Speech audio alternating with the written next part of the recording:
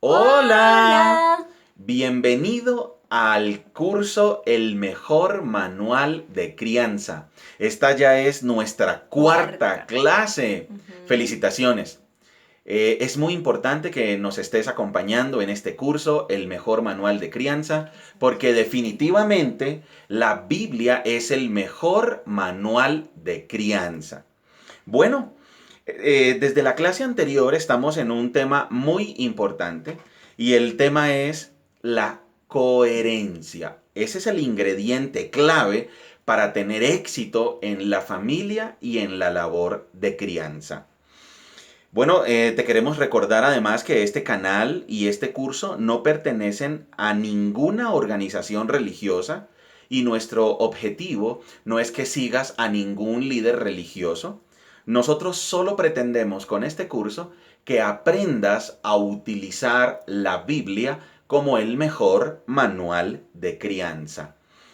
Así es. Hoy vamos a trabajar entonces en la coherencia. Te dije en la clase pasada que desde esta clase íbamos a profundizar en la primera carta del apóstol Juan. Espero que la hayas leído varias veces y de todas maneras a lo largo de las próximas 2 o 3 clases vamos a leer una y otra vez la primera carta del apóstol Juan porque esa carta es muy explícita en lo que tiene que ver con la coherencia.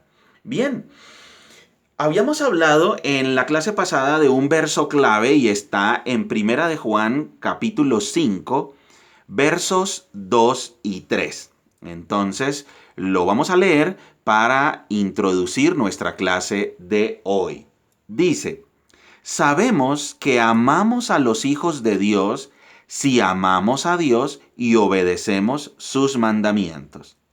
Amar a Dios significa obedecer sus mandamientos y sus mandamientos no son una carga difícil de llevar. Entonces, habíamos hablado que si yo digo que amo a Dios, entonces obedezco sus mandamientos.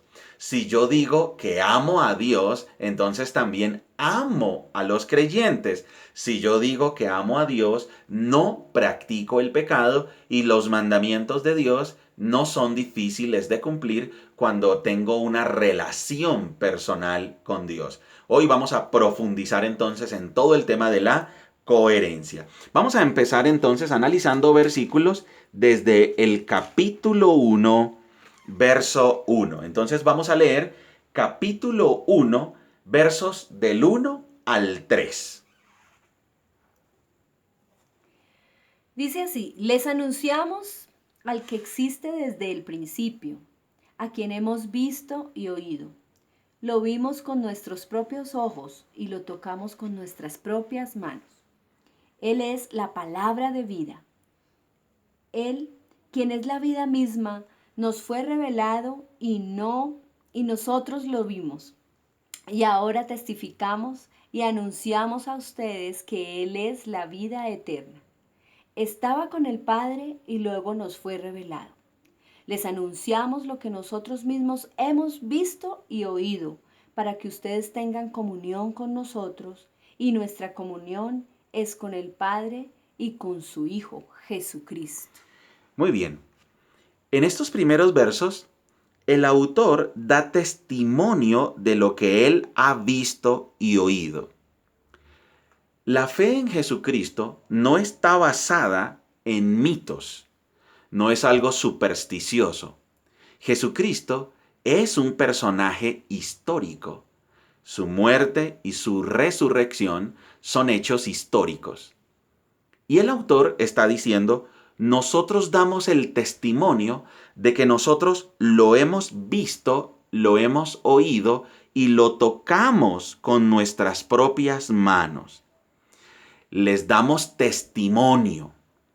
La fe en Jesucristo entonces está basada en el testimonio de aquellos que lo vieron resucitar de los muertos y esos testigos dieron su vida por ese testimonio. Bien, Jesús entonces es real. Para tener comunión con los hermanos y para tener comunión con Dios. Vamos a leer el versículo 3 y el versículo 4, por favor. Dice, les anunciamos lo que nosotros mismos hemos visto y oído, para que ustedes tengan comunión con nosotros. Y nuestra comunión es con el Padre y con su Hijo Jesucristo. Escribimos estas cosas para que ustedes puedan participar plenamente de nuestra alegría. Entonces, el libro de Primera de Juan, lo primero que nos dice es quién escribe. Escribe un testigo de la resurrección. Un testigo de Jesucristo, que lo vio, lo oyó. Cuando Jesucristo resucitó de los muertos, resucitó en un cuerpo que se podía tocar. Bien. En estos primeros versículos, el autor escribe ¿para qué? ¿Para qué escribe esta carta? Él nos dice cuál es el propósito de este libro. Bien, dice, yo les escribo para que tengamos comunión. ¿Comunión con quién? Comunión entre nosotros, los creyentes, y nuestra comunión con el Padre y con su Hijo Jesucristo. Y ahí tenemos entonces el primer dato de la coherencia de las personas que creen en Jesucristo. Si yo creo en Jesucristo, si me hago llamar cristiano o discípulo de Jesucristo, entonces yo tengo comunión con Dios, comunión con Jesucristo y comunión con mis hermanos. Tengo compañerismo. Cuando hablo de tener comunión con Dios o cuando la Biblia habla de tener comunión con Dios, habla de tener una relación personal con Dios a través de su Hijo Jesucristo. Entonces, ¿él para qué escribe la carta? Dice, les escribo, ¿para qué? Para que tengamos comunión, para que tengan comunión y nuestra comunión es con el Padre y con su Hijo Jesucristo. Pero también escribe para que nuestra alegría sea completa. O sea que una persona que es coherente en la fe cristiana es una persona que tiene comunión íntima con Dios a través de su Hijo Jesucristo y comunión, compañerismo con las otras personas, con los otros creyentes. Bien, pero además se caracteriza por tener alegría. Resulta que la fe en Jesucristo y la relación personal con Dios se debe caracterizar por una vida llena de gozo, de alegría y de paz. Ahora la pregunta es, ¿el gozo, la alegría y la paz se notan en mi familia? ¿Mis hijos pueden ver en mí un carácter lleno de amor, de alegría, de gozo, de paz? Si los niños no ven en nosotros los padres un carácter lleno de alegría, de gozo, de paz, de amor, entonces no somos coherentes. Ellos lo notan y entonces la crianza no es efectiva. Bien, recuerden, vamos a profundizar en el tema de la coherencia. Entonces ya tenemos dos pistas que encontramos en esos primeros versículos. Si yo soy seguidor de Jesucristo, entonces tengo una relación personal con Dios a través de su Hijo Jesucristo. Y si tengo esa relación personal con Dios, entonces tengo comunión con los otros creyentes. Y mi vida se caracteriza por tener alegría, por disfrutar de la vida con mis hijos, por jugar con ellos, por reírnos. El hogar, el trabajo de una persona que es seguidor de Jesucristo se debe caracterizar por la alegría, por el gozo. Qué rico juntarme con un seguidor de Jesucristo, porque su principal característica es la alegría. Así es, Daniel, y no solamente con cosas materiales, sino muchas veces alegrarnos en las cosas más sencillas, mirar a nuestros hijos a los ojos, sonreír, disfrutar de un cuento, de un dibujo, disfrutar de las cosas más sencillas. Porque el gozo es interno, porque el gozo es producido por la relación que yo tengo con Dios a través de su Hijo Jesucristo. Entonces, ¿para qué escribe el autor? En primera instancia, escribe para que tengamos comunión unos con otros, comunión con Dios, con su Hijo Jesucristo, y para que nuestra alegría esté plenamente cumplida en nuestra vida. Muy bien, en el capítulo 1, verso 5, encontramos uno de los mensajes de nuestro Señor Jesucristo. Voy a leerles entonces el capítulo 1, verso 5. Dice: este es el mensaje que oímos de Jesús y que ahora les declaramos a ustedes. Dios es luz y en Él no hay nada de oscuridad. Cuando habla de que Dios es luz y que en Él no hay oscuridad, este es un atributo de Dios. Dios se caracteriza por la pureza y por la santidad. Vamos ahora con el verso 6. Capítulo 1, verso 6. Por lo tanto, mentimos si afirmamos que tenemos comunión con Dios, pero seguimos viviendo en oscuridad espiritual. No estamos practicando la verdad. Cuando nosotros decimos que tenemos comunión con Dios y vivimos en oscuridad, entonces somos unos mentirosos, nos estamos engañando a nosotros mismos. Es imposible que un seguidor de Jesucristo viva en la oscuridad.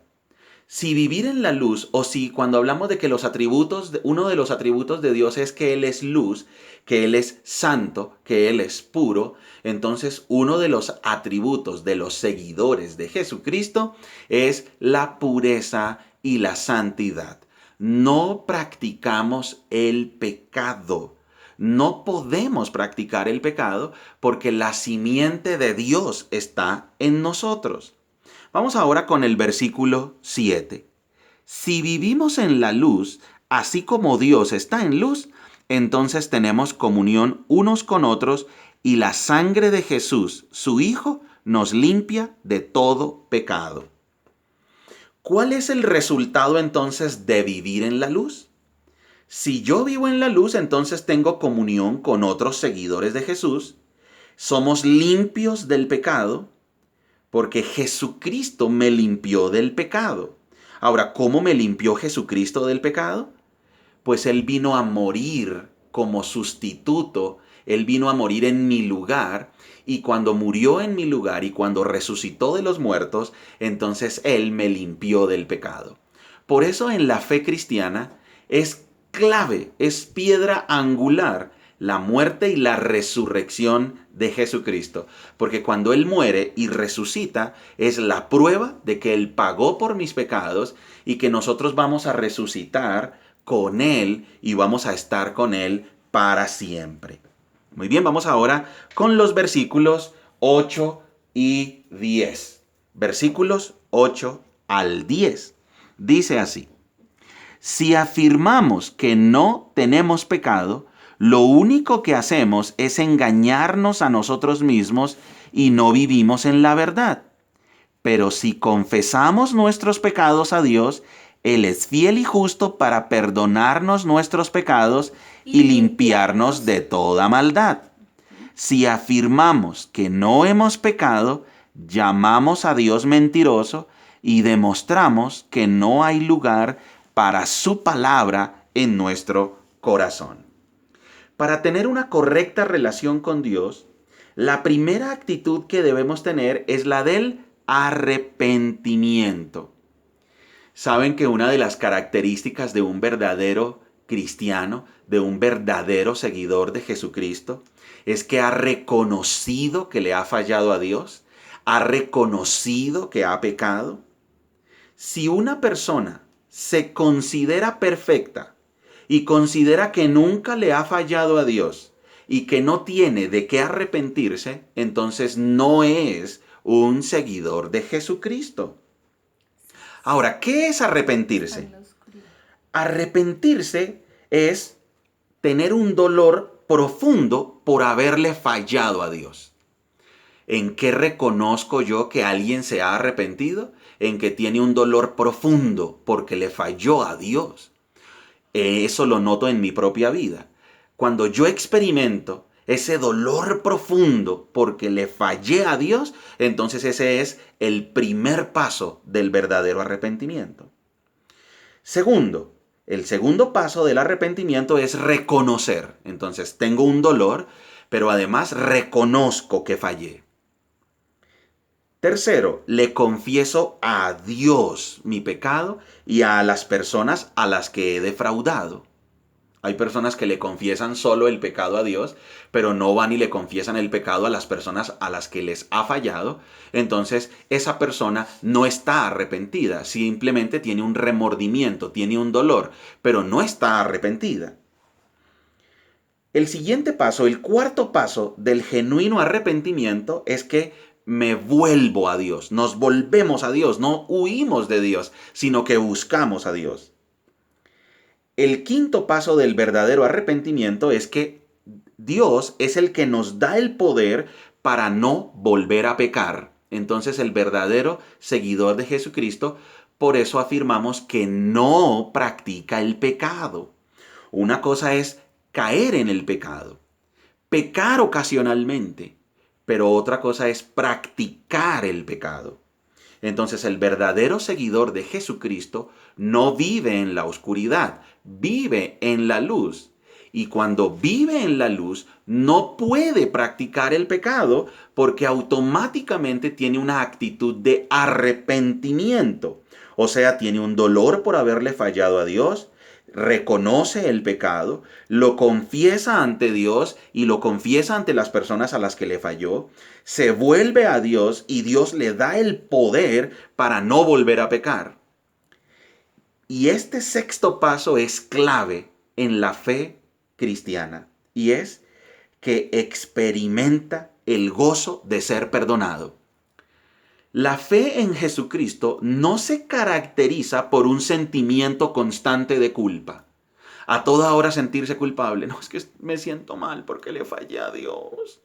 ¿Pero ya le pediste perdón? Sí. ¿Ya tienes el dolor, experimentaste el dolor por haberle fallado? Sí. ¿Lo confesaste ante Él y ante los demás? Sí. ¿Te volviste a Dios? Sí. Entonces no tienes por qué experimentar culpa. Porque claramente hemos leído versículo 9, pero si confesamos nuestros pecados a Dios, ¿cómo es Dios? ¿Cruel, déspota? No, dice, Él es fiel y justo para perdonarnos nuestros pecados y limpiarnos de toda maldad.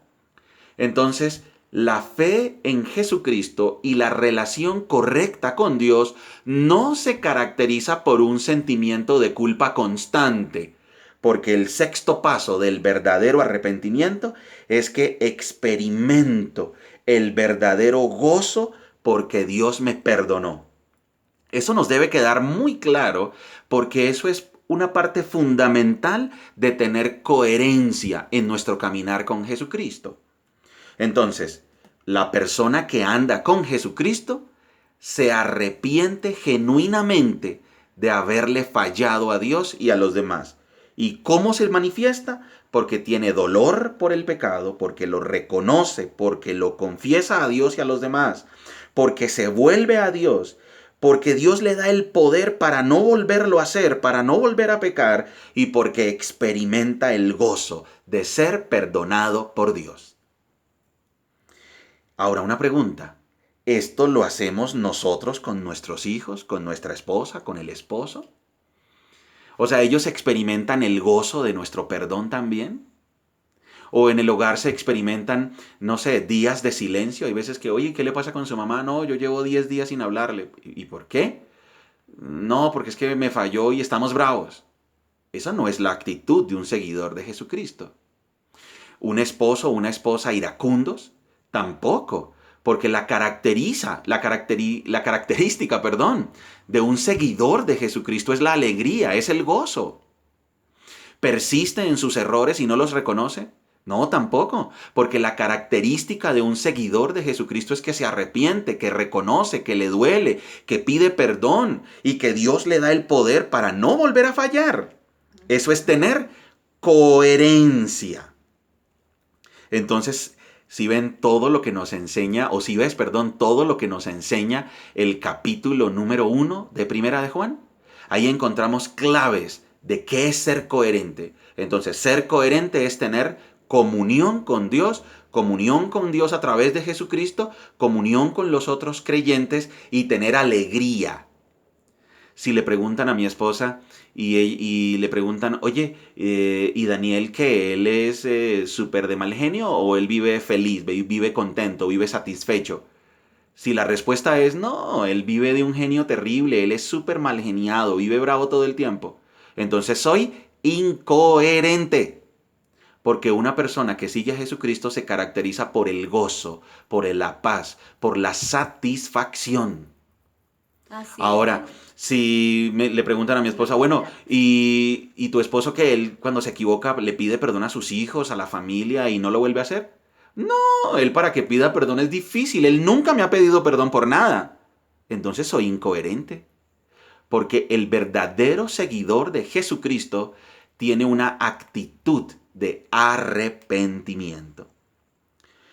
Como conclusión entonces del capítulo 1, ¿somos testigos de Jesucristo nosotros? Así como dice el autor, nosotros podemos decir, mira, yo soy testigo de Jesucristo porque Él ha hecho milagros en mi vida. Y cuando hablo de ha hecho milagros en mi vida, no estoy hablando solamente de cosas místicas o sobrenaturales, sino estoy hablando de milagros cotidianos. Sí, Él me transformó. Sí, tengo una relación personal con Él. Sí, Él me guía. Sí, Él me da gozo y paz. Es manifiesto. Se puede ver, se puede palpar el resultado de mi andar con Jesucristo. ¿Tengo entonces una relación de amistad con Dios? Se podría decir que sí. Si le preguntan a mis hijos, muchachos, ¿ustedes creen que su papá tiene una relación personal con Dios? Ellos tendrían que contestar, pues sí, se le nota, porque él habla de Dios, porque él habla con Dios, porque le ora a él, porque lee la Biblia y Dios lo guía.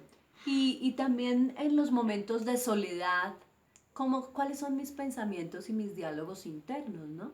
Así es, están Es enfocados en Dios, importante. es cierto. Si yo tengo esa comunión, si es así, si es verdad, pues entonces es evidente porque yo tengo amor, alegría y paz. Siguiente pregunta haciendo referencia a lo que hemos estudiado en el capítulo 1. ¿Mi vida se caracteriza por la pureza? ¿Tengo amistad con otros creyentes? ¿Tengo una relación correcta con Dios? Pues yo me he arrepentido de mis pecados. Si tú y yo no nos arrepentimos de nuestros pecados, si no tenemos estos pasos del arrepentimiento, no tenemos una relación correcta con Dios y nos estamos engañando a nosotros mismos. ¿Tengo una actitud cotidiana de arrepentimiento en mi vida? Eso es ser coherente. Eso es ser coherente. Muy bien, vamos ahora a analizar los siguientes versículos. Vamos al capítulo 2, versículos del 1 al 5. Los voy a leer. Dice, mis queridos hijos, les escribo estas cosas para que no pequen. Pero si alguno peca, tenemos un abogado que defiende nuestro caso ante el Padre. Es Jesucristo, el que es verdaderamente justo.